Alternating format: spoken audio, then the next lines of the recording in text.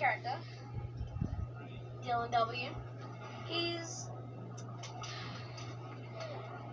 seems as though he's not the most popular kid at school, probably because he has roughly zero money.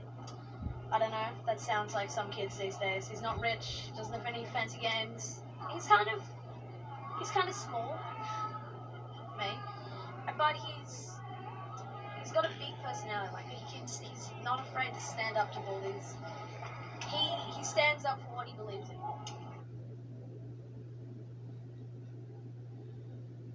You know, his dad is just like a hermit crab, just kind of receding in his shell. Doesn't really come out. His mum's recently died, which was a bit of a shock to the family. His grandpa acts like he's about 13, 14. He's roughly, I think he's 86. But he's just a cheeky old person. I kind of play the parent in the family because my dad, Jack, is just not willing to do anything really. It's a tale of a young boy named Dylan and his journey from kind of nowhere to somewhere.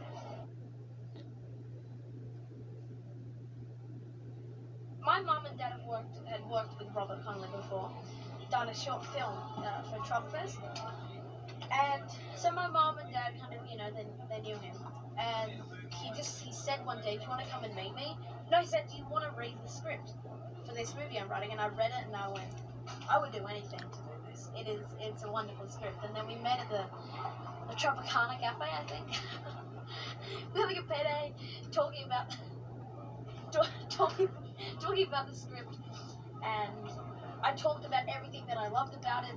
Then we kind of half rewrote the script, and yeah, we did. We rewrote the ending, kind of, and we talked, and he kind of, it wasn't really definite, but he kind of half offered it to me.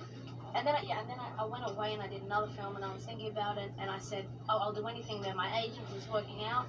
And I came back and yeah, got straight into it.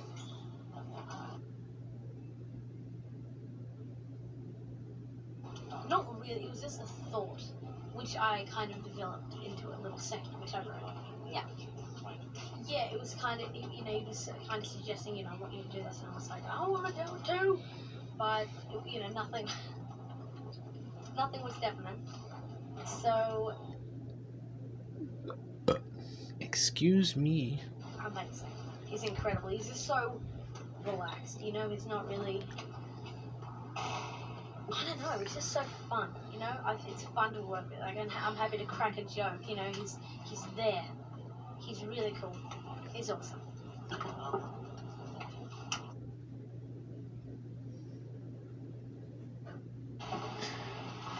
I am. I mean, when I first read the script, I said, wow, there's a lot of kids in this film.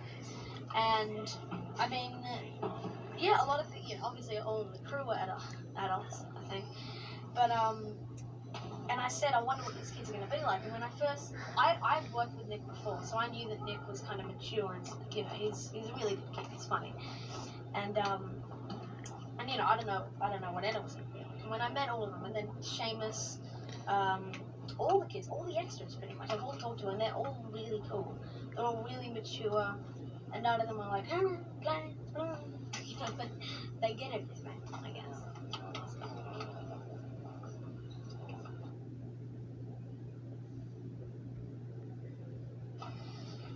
I think it was through my parents, to be honest, because I'd seen them act. I'd tagged, because my parents are both actors. I tagged my dad before this was before kindergarten. You know, I would have days off preschool. My dad would go, oh, just come with me. I'll go to a voiceover. I'd watch it. I know it would always be kind of fascinating. It'd be like, it's crazy to think that all this. And then they did a TV show where they were the voices, and they had live people dressed up in costumes. And I visited the set one day, and all I saw on the camera was them in a room. And then I got there, and it was the room. Then a big empty lot, boom microphones, cameras and everything, and I just thought, this is awesome. I want to be in front of that camera, doing my thing. And then I think I went along with my mum to a voiceover, and my mum's agent said, "Hey, there's this thing. Does Ed want to do this?" And I did a voiceover. I was like, "This is fantastic."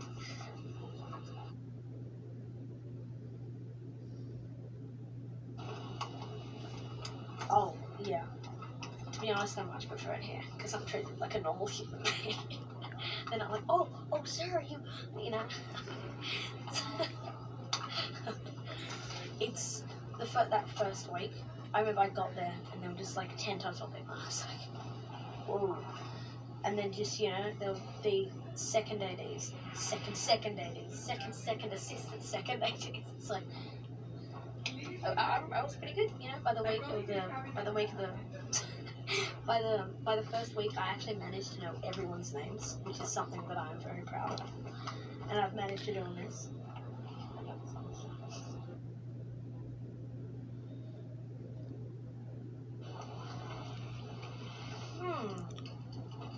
Well, just recently, I watched Stand By Me. You brought to my house and we watched. Everything's just about you. But I watched, and it was really great because I'd never seen anything of River Phoenix's, and I learned a bit about him, Corey Feldman and stuff. It was a very funny film because all the 4 kids were incredible. It was amazing. And I really like Stephen King.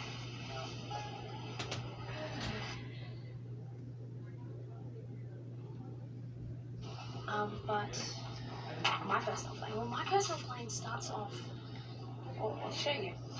It starts off as a basic plane that I make at school one day, which starts the whole thought with the paper planes, and then